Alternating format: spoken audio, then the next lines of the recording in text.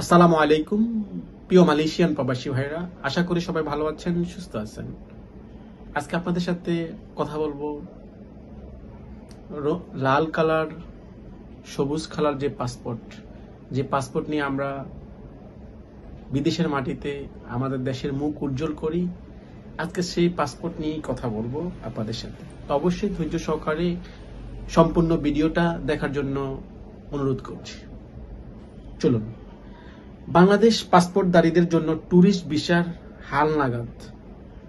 আসলে আমরা যে আমাদের দেশের পাসপোর্ট ক্যারি করি, এই পাসপোর্টে আমরা বর্তমান সিচুয়েশনে আমাদের এই পাসপোর্টে যে ট্যুরিস্ট ভিসার জন্য আমরা যারা বাংলাদেশ থেকে বিভিন্ন জায়গায় বিভিন্ন দেশের ট্যুরিস্ট ভিসা, ভ্রমণ ভিসা যে অ্যাপ্লাই করি, আমরা কি পরিমাণ রেসপন্সিবিলিটি পাই এবং কি পরিমাণ রিয়েকশন পাই, আজকে এই বিষয়ে আপনাদের সাথে কথা বলবো। তো চলুন, সবুজ রঙের বাংলাদেশি পাসপোর্টধারীদের জন্য বর্তমান বিভিন্ন দেশের ট্যুরিস্ট ভিসা প্রাপ্তি ক্রমই কঠিন হয়ে পড়ছে, যা নিঃসন্দেহে একটি আশনি সংকেত। আগে যেখানে অনেক দেশেই সহজেই ভিসা পাওয়া যেত, এখন পরিস্থিতি একেবারেই ভিন্ন। নিচে বাস্তব অভিজ্ঞতা ও বিভিন্ন তথ্যর ভিত্তিতে বিভিন্ন দেশের বর্তমান ভিসা পরিস্থিতি আপনাদের সাথে আমি তুলে ধরছি।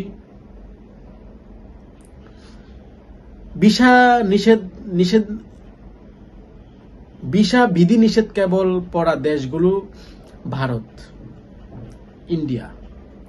24শে জুলাইয়ের আন্দোলনের পর থেকে ট্যুরিস্ট ভিসা একেবারেই বন্ধ রয়েছে ইন্ডিয়াতে। বর্তমানে শুধুমাত্র মেডিকেল ও কিছু নির্দিষ্ট ক্যাটাগরিতে ভিসা চালু আছে ইন্ডিয়াতে বাংলাদেশিদের জন্য। এটা খুবই একটা আশনি সংকেত এবং বিপদ। Dubai, UAE. গত বছরের মাঝামাঝি থেকে বাংলাদেশিদের জন্য ট্যুরিস্ট ভিসা সম্পূর্ণ বন্ধ দুবাইতে। কিছু কার্টেসি ভিসা চালু থাকলেও তা সাধারণ পর্যটকদের জন্য একেবারেই প্রযোজ্য নয়, সম্ভবই না বর্তমানে দুবাইতে বাংলাদেশ থেকে ট্যুরিস্ট ভিসা যাওয়ার জন্য।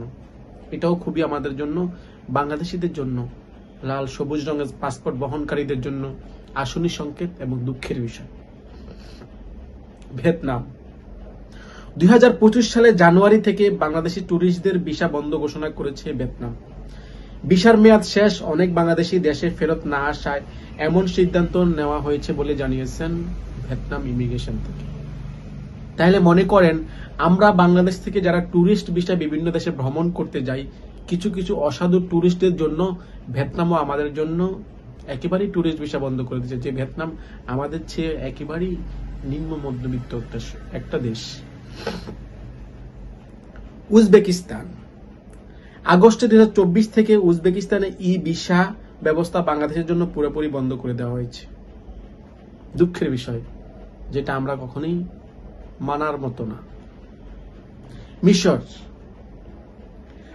আগে ওকে টু বোর্ডের মাধ্যমে অন অ্যারাইভেল ভিসা পাওয়া গেলেও এখন তা বন্ধ, এখন একেবারেই তা বন্ধ। বর্তমান দূতাবাস থেকে আবেদন করা যাচ্ছে, তবে প্রক্রিয়াটা বেশ সময় সাপেক্ষে এবং কঠিন। আগে কিন্তু সহজ অ্যারাইভেল ভাবে আমরা কিন্তু মিশরের ভিসা পাওয়া যেত, কিন্তু এখন একেবারেই সম্ভব নয়।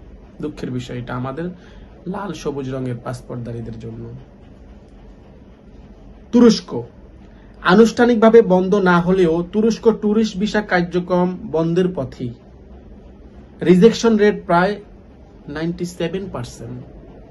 তবে আমন্ত্রণ পত্র থাকলে বিজনেস ভিসা পাওয়ার সম্ভাবনা রয়েছে, কিন্তু সাধারণ ট্যুরিস্টদের জন্য একেবারেই সম্ভব নয় তুরস্কের জন্য ট্যুরিস্ট ভিসা করা। এটাও আমাদের বাংলাদেশিদের জন্য খুবই গর্বের মনে হয়। ইন্দোনেশিয়া, পূর্বে আন অ্যারাইভেল ভিসা চালু থাকলেও এখন শুধুমাত্র স্টিকার ভিসার মাধ্যমেই আবেদন করতে হচ্ছে। ভিসা প্রাপ্তিতে প্রায় 2 মাস সময় লাগছে এবং অ্যাপয়েন্টমেন্ট সিস্টেম চালু করা হয়েছে ইন্দোনেশিয়া ভিসার জন্য। এটা আমাদের জন্য খুবই দুঃখের বিষয় এবং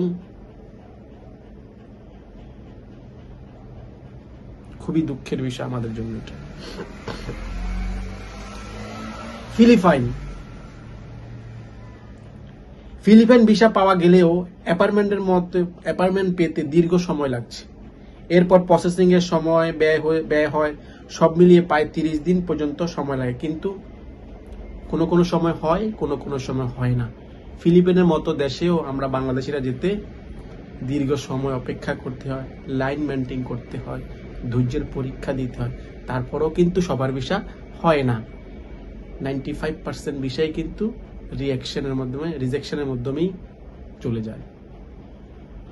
থাইল্যান্ড, মধ্য এশিয়ার মধ্যে মালয়েশিয়ার পাশাপাশি একটি দেশ থাইল্যান্ড, যেটা আমরা সকলেই চিনি। থাইল্যান্ড বর্তমান ভিসা পেতে 45 থেকে 50 দিন সময় লাগছে এবং রিজেকশন রেট অনেক বেড়ে গেছে।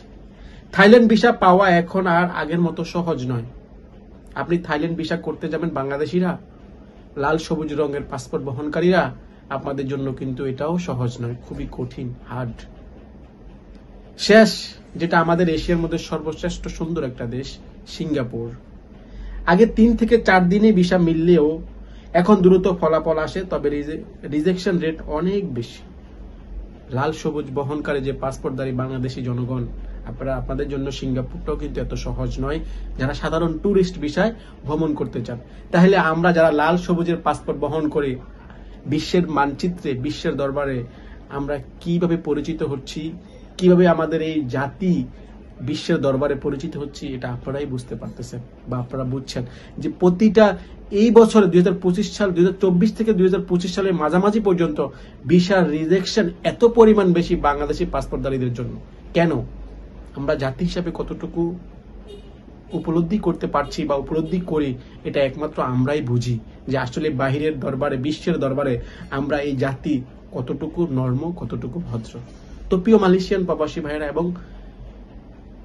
বাংলাদেশি ভাইরা, আপনারা যারা আছেন, আপনাদের সাথে এই কথাগুলো আসলে শেয়ার করা খুবই দুঃখের কারণে আজকে আপনাদের সাথে শেয়ার করলাম। কারণ আপনারা জানেন অনেকগুলা ভিসার ব্যাপারে আমি কিন্তু অ্যাপ্লাই করেছি বিভিন্ন দেশে, কিন্তু রিজেকশনের প্রচুর পরিমাণ যে কাটিসি সিস্টেম, এই সিস্টেমগুলো দেখে মূল কথা সিস্টেমটা এটাই হচ্ছে যে বাংলাদেশি লাল সবুজের পাসপোর্টটা দেখলেই প্রথম থেকেই ক্যান্সেল। রিজেকশনের রেটটা একদম 95-97। তো প্রিয় মালয়েশিয়ান প্রবাসী ভাইরা, ভালো থাকবেন, সুস্থ থাকবেন। আবারও নতুন কোনো আপডেট তথ্য নিয়ে আপনাদের সামনে হাজির হবো। এ পর্যন্ত আমাদের সাথেই থাকুন। আসসালামু আলাইকুম ওয়া রাহমাতুল্লাহি ওয়া বারাকাতুহু।